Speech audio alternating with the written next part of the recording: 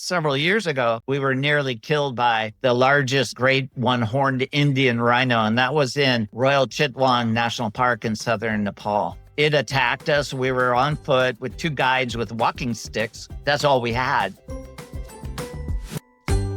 In Russia, there was a magazine being published in the Soviet Union called Amerika, not spelled like America, but Amerika. And they did a profile on me. And then the Soviet government invited me to come to Siberia to photograph the wonders of Siberia in February, which is cold and dark. And I actually got a couple shots that I loved, but there was no food at the time.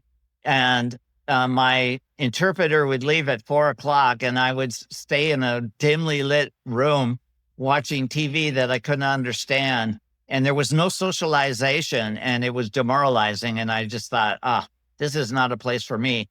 And 2 weeks later, I was in Australia in Sydney at the height of the summer looking at Mardi Gras. And it was just so different that I just didn't want to go back to the Soviet Union. 4 years ago, I was going to lead a tour to Tibet because I was on the first Western expedition allowed into Tibet by the Chinese government. And I wanted to go back, 40 years later to photograph Mount Kailash, which is a sacred mountain for both the Hindus and the Buddhists, and lead a tour as well.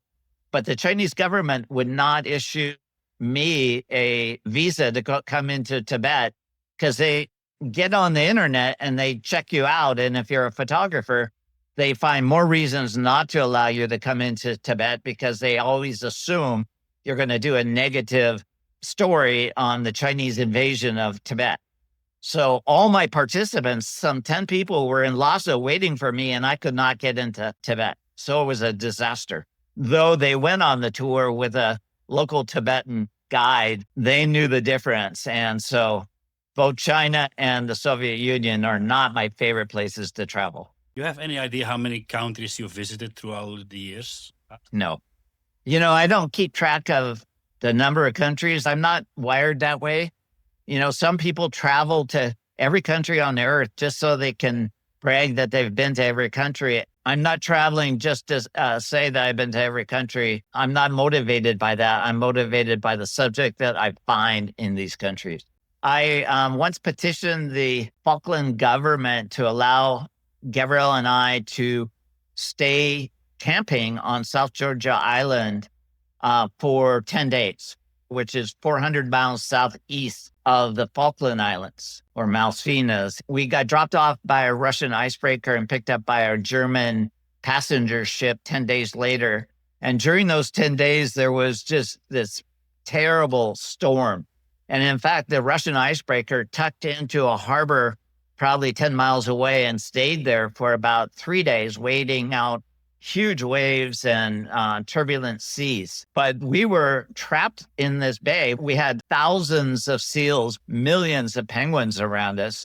And the seals got in under our tent and wouldn't leave. These are baby seals. I would say that was the most challenging because to get out of the tent and to stand up was difficult. We were trying to do film there. It was called Travel's Edge. But those early days, we were trying to get film of me trying to talk amongst millions of penguins. And it was windy so much that it was hard to hold the camera steady. That was a real challenging trip for me. But I've been on many where I've gone into the Karakoram Range to K2. I lived for 3 months on the northeast ridge of Mount Everest. All of those were challenging, but I was a younger person back then and I had those climbing skills. In terms of fear, I'm not wired to be fearful. And in fact, it can be a bad thing because a certain amount of fear can keep you sharp and aware of other things. Several years ago, we were nearly killed by the largest of the rhinos, the great one-horned Indian rhino, and that was in Royal Chitwan National Park in southern Nepal. It attacked us. We were on foot with two guides with walking sticks, but that's all we had. And the only thing that saved our lives was the type of tree that we were able to get to, and it had roots above the ground. It was a banyan tree. They have what they call buttressed roots that are above the ground, and they're almost like a fence or a barrier to an animal like a rhino because they can't jump over it. And so we were fearful because these two animals, the mother and its full-grown calf, were trying to kill us, literally trying to kill us. And later we found out that in this national park, every year, 20 people are either severely injured or killed by these rhinos. And it's mainly the reason is it used to be the hunting grounds for the former kings of Nepal. So the rhinos passed down this memory of humans being something to kill rather than just look at. And so the rhinos have it in their DNA to stomp or to gore people that get caught out in the forest of Royal Chitwan National Park. So fear is something I don't live with, but after a couple of incidences like that, you are a little more aware. I'm leading a walking tour to walk with polar bears next year. I feel very confident doing that.